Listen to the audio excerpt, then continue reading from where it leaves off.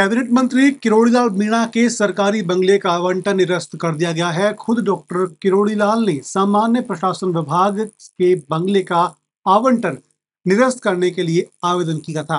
पहले इस बंगले को पूर्व राष्ट्रपति भैरों सिंह शेखावत के नाम से आवंटित किया गया था।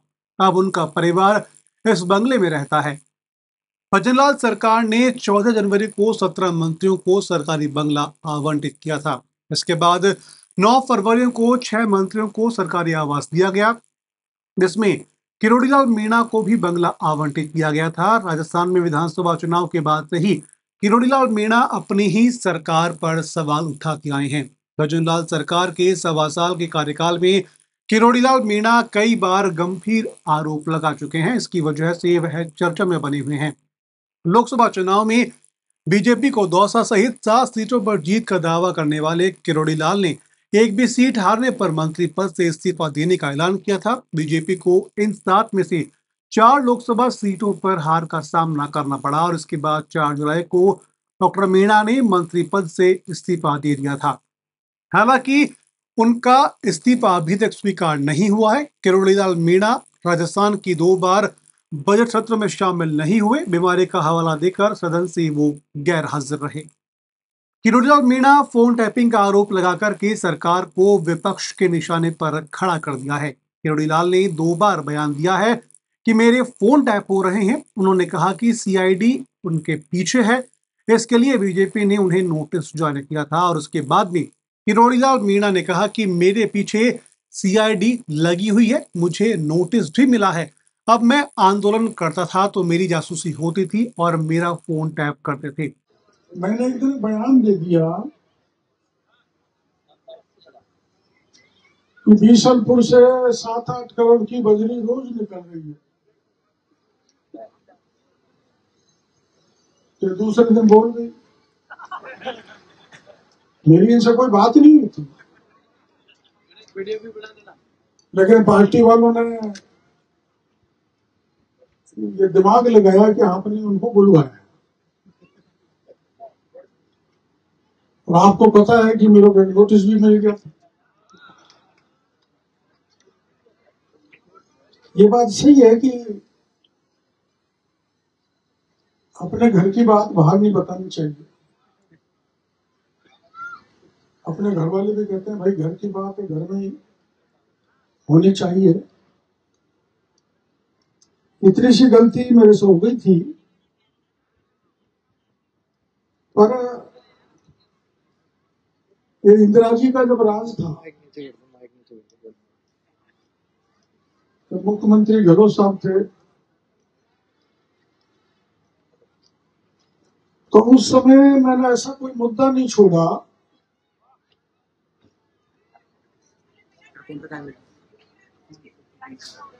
जिसको मैंने उठाया नहीं हो। दिन हो रात हो, सड़क हो, रेल की पटरी हो, बिहारों का जंगल हो, ऐसा कोई जगह नहीं छोड़ी जहां पर मैंने जनहित के मुद्दों को नहीं उठाया।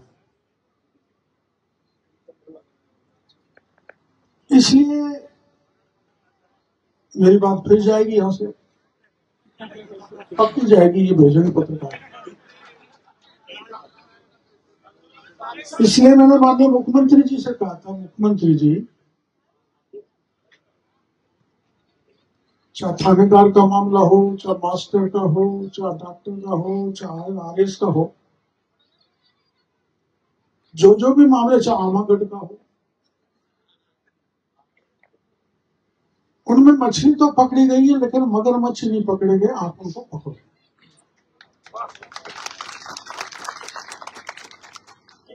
मेरी दृष्टि में ये किसी तरह से अनुशासनहीनता नहीं है,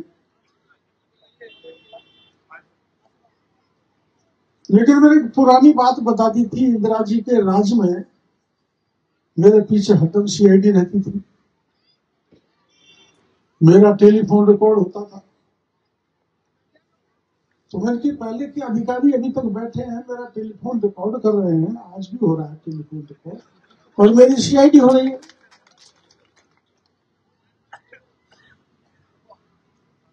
तो ये बात सही है, मेरे को घर में बतानी चाहिए थी, छोटी सी गलती हुई। लेकिन अगर कोई भ्रष्टाचार फैलाएगा, चाहे मेरा भाई क्यों नहीं हो, मैं उसको छोड़ने वाला नहीं।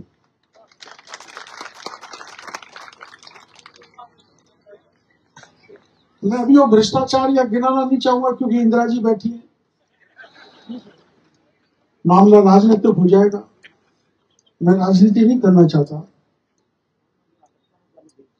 लेकिन अभी आपने नाटक देखा है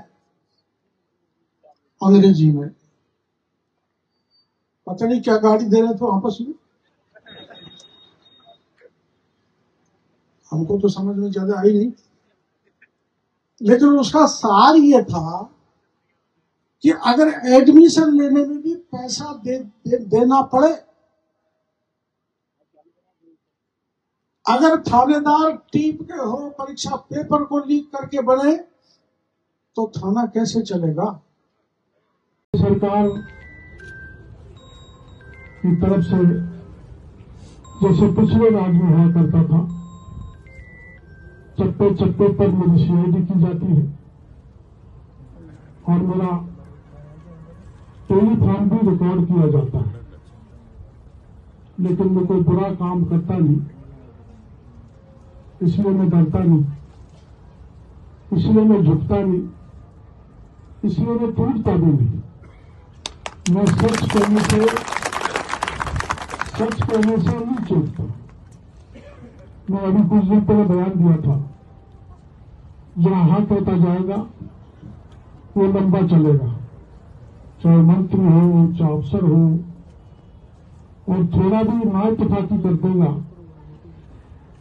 तो उसका इलाज कर दिया जाएगा।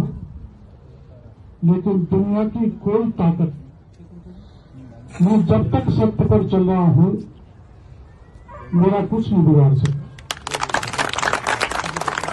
सत्य परेशान हो सकता है, लेकिन सत्य पराजित नहीं हो सकता, ये मेरी मान्यता है।